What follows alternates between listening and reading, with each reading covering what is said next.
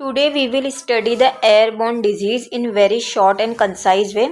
What we will study in the airborne disease, introduction about airborne disease, types में हम whooping cough, diphtheria, pneumonia, tuberculosis. These 4 disease of airborne today we will study, and last conclusion of airborne disease. So first slide is about introduction of airborne disease. Airborne disease are caused by pathogenic microbes. किससे cause हो रहा है? Pathogenic. Pathogenic word means disease causing and microbes, name से ही clear है. Micro means small which is not visible bye naked eye, that can be transmitted through air. और जो किसके through transmit हो रहा है डिजीज? एयर के थ्रू ट्रांसमिट हो रहा है. तो नेम से ही क्लियर है, एयरबॉर्न डिजीज. एयरबॉर्न डिजीज ऐसी डिजीज है जो एयर के थ्रू ट्रांसमिट हो रहा है, और इसका कॉजेटिव एजेंट क्या है? Pathogenic microbes. Disease causing agent which is very small, not visible bye naked eye. Next point, the relevant pathogen may be virus, bacteria and fungi. Pathogen disease causing agent virus भी हो सकता है, bacterial भी, and that can be fungi. These can be transmitted through the breathing, talking, coughing, sneezing, laughing of infected individual, spraying of liquid, toilet flushing and close personal contact और aerolization of microbes. So ये disease, airborne disease किसके through transmit हो सकती है? Suppose ये infected individual है, infected है, और ये ससेप्टेबल इंडिविजुअल है जिसे अभी इन्फेक्शन नहीं हुआ है, ये नॉर्मल है.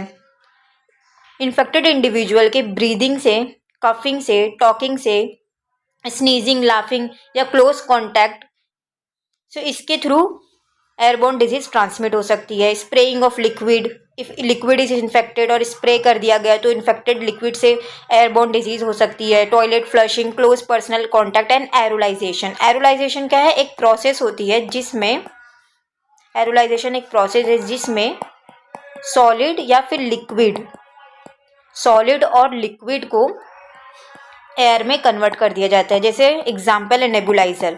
नेबुलाइजर मेडिसिन लिक्विड फॉर्म में होती है, बट इसे एरोलाइजेशन की प्रोसेस से एयर में कन्वर्ट कर दिया जाता है. So again I am repeating, airborne disease can be transmitted through breathing, talking, coughing, sneezing, laughing of infected individual, spraying of liquid, toilet flushing, close contact, personal contact of infected individual और aerolization की process से. The discharge of the microbes remain suspended in the air or the dust and the particle water droplets. So जो infected microbes है, pathogen है, small agent है जो infection cause करता है, माइक्रो या फिर वो whether it is virus, bacteria, fungus, so वो एयर में रह सकता है, डस्ट में रह सकता है एंड वाटर ड्रॉपलेट में रह सकता है. Next, types of the bacterial airborne disease in the human. So bacterial airborne disease human में कौन कौन सी है? Whooping cough, diphtheria, pneumonia and tuberculosis. One by one हम इसे पढ़ेंगे. तो first, whooping cough. Whooping cough is also known as a pertussis. Whooping cough को क्या बोलते हैं? पर्ट्यूसिस भी कहते हैं. और 100-डे कफ, 100-डे कफ कहते हैं. Is highly contagious vaccine preventable bacterial disease. बहुत ज़्यादा कंटाजियस है, means from one person to another person ये स्प्रेड होता है बहुत ज़्यादा कॉन्टैक्ट में आने से. कंटाजियस डिजीज है, वैक्सीन प्रिवेंटेबल बैक्टीरियल डिजीज है, मीन्स इस वूपिंग कफ के लिए वैक्सीन अवेलेबल है और वैक्सीन प्रिवेंट करती है वूपिंग कफ की कंडीशन को. नेक्स्ट पॉइंट, इनिशियल सिम्टम्स में क्या क्या देखने मिलेगा? कॉमन कोल्ड के जैसे, जैसे हमें नॉर्मली वायरल फीवर हो जाता है, सर्दी बुखार हो जाता है, तो वही सब हमें उसके कैरेक्टरिस्टिक फीचर्स देखने मिलेंगे वूपिंग कफ के. तो इनिशियल सिम्टम्स हमें क्या क्या देखने मिलेगा? कॉमन कोल्ड के जैसे, like runny nose, fever, mild cough, but these are followed by the 2 और 3 month of the severe coughing fits. But 2 से 3 महीने के लिए कफिंग की प्रॉब्लम बहुत आएगी, हर 2 से 3 महीने के लिए. और नॉर्मली इनिशियल में हमें स्टार्टिंग में कॉमन कोल्ड के सिम्टम्स लाइक सर्दी, बुखार, खांसी, फटीग, मलेज, ये सब सिम्टम्स हमें वूपिंग कफ में देखने मिलेंगे. Next point, pertussis means whooping cough. Whooping cough is caused by bacterium Bordetella. So इसका पैथोजन माइक्रोब्स जो हम फर्स्ट स्लाइड में पढ़ रहे थे, पैथोजेनिक माइक्रोब्स, कॉजेटिव एजेंट. तो वूपिंग कफ का कॉजेटिव एजेंट कौन है? Bacterium बॉर्डेटेला pertussis. सो ये बैक्टीरिया की वजह से वूपिंग कफ होता है. This is the causative agent of whooping cough of pertussis, Bordetella pertussis. It spread through cough sneeze of the infected individual, जो हमने फर्स्ट स्लाइड में भी पढ़ा था कि ये हाईली कंटाजियस डिजीज है, एयरबॉर्न डिजीज है. People are infectious from start of the symptoms until about 3 weeks into the coughing fits. Those treated with the antibiotics are no longer infectious after the 5 days. अगर हमने antibiotic का starting में ही treatment ले लिया है तो फिर इसके बाद हमें इन्फेक्शन होने के बहुत कम चांसेस होते हैं, या तो फिर इन्फेक्शन ना होने के चांसेस होते हैं. Next, life cycle. सो ये पैथोजेनिक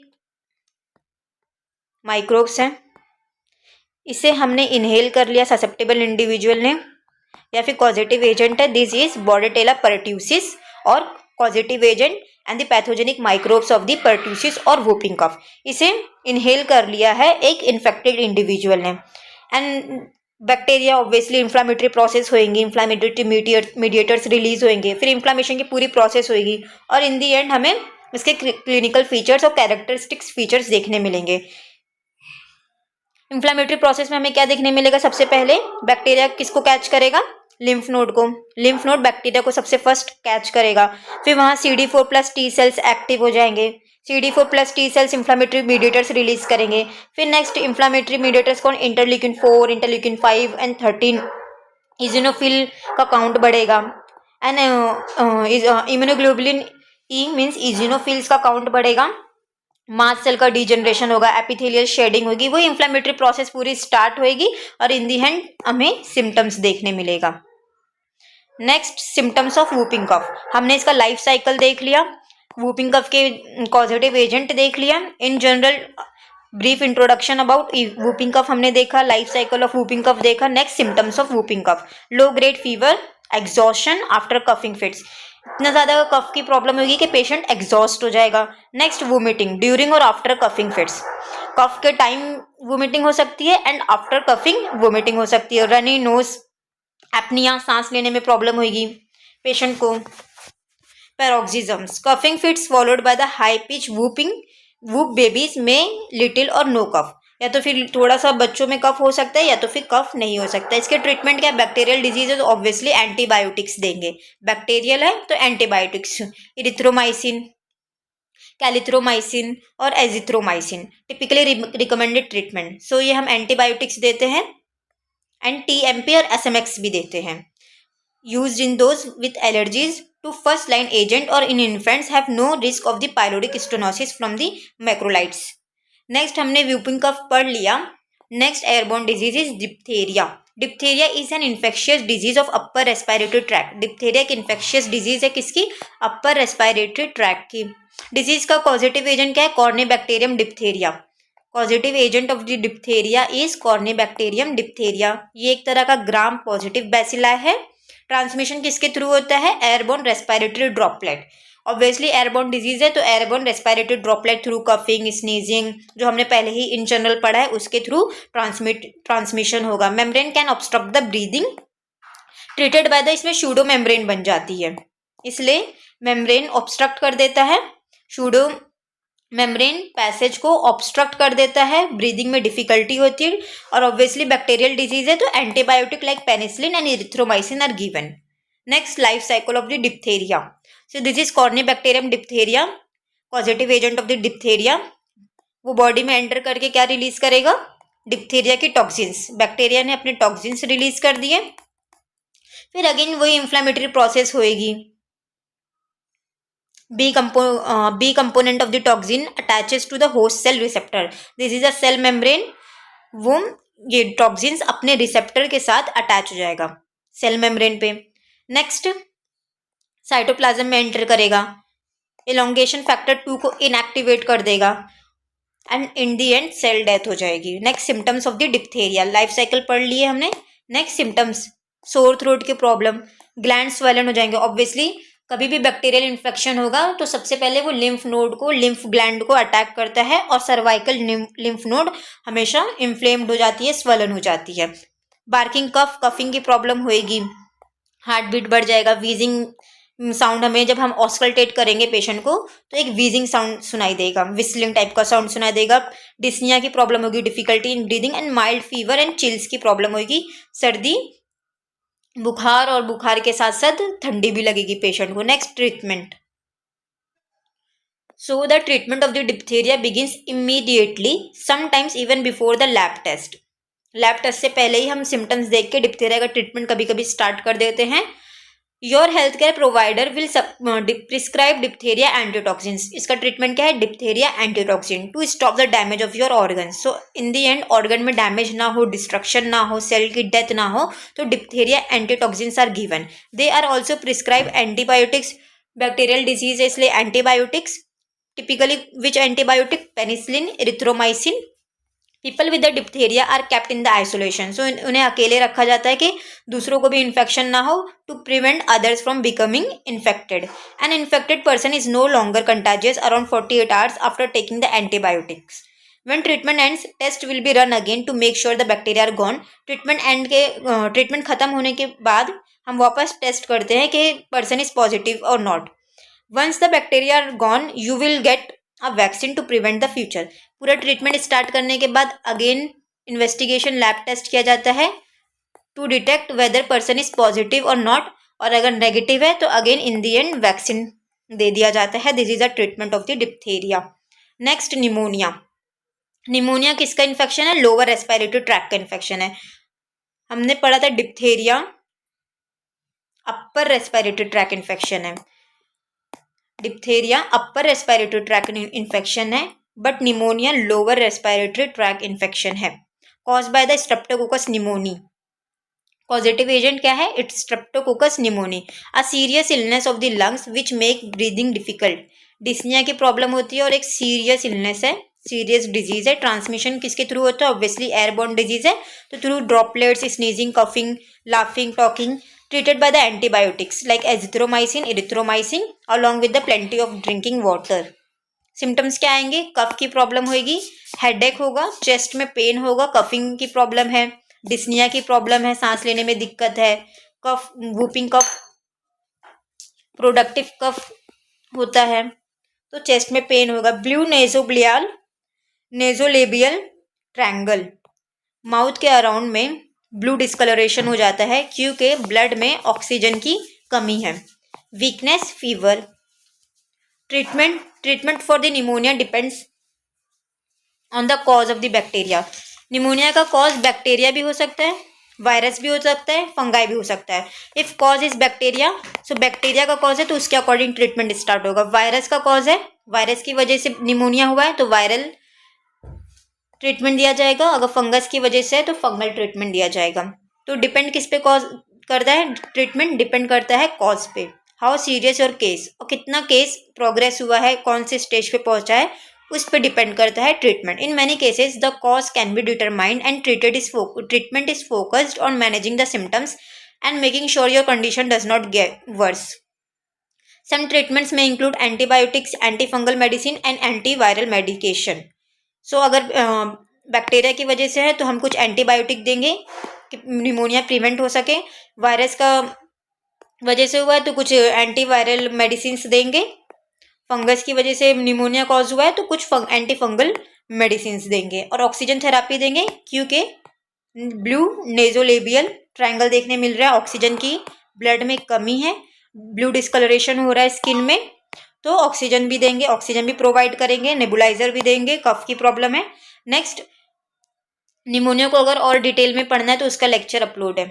ट्यूबरक्लोसिस, एयरबोर्न डिजीज, इसका भी लेक्चर डिटेल में अपलोड है. ट्यूबरक्लोसिस को नॉर्मली हम टीबी कहते हैं. नॉर्मली टीबी सिर्फ लंग्स में नहीं होती है, ब्रेन में भी होती है, एब्डोमेन में भी होती है, बोन में भी टीबी होती है. बहुत सारे डिफरेंट ऑर्गन्स को टीबी होती है, लेकिन नॉर्मली लंग्स में होती है. कंटाजियस बैक्टीरियल डिजीज है. पॉजिटिव एजेंट क्या है? बैक्टीरिया. और बैक्टीरिया का नाम क्या है? Mycobacterium tuberculi, which is also known as a Koch bacillus because it was discovered by the Robert Koch. Transmission obviously airborne disease है तो किसके थ्रू ट्रांसमिट होगा? एयर के थ्रू.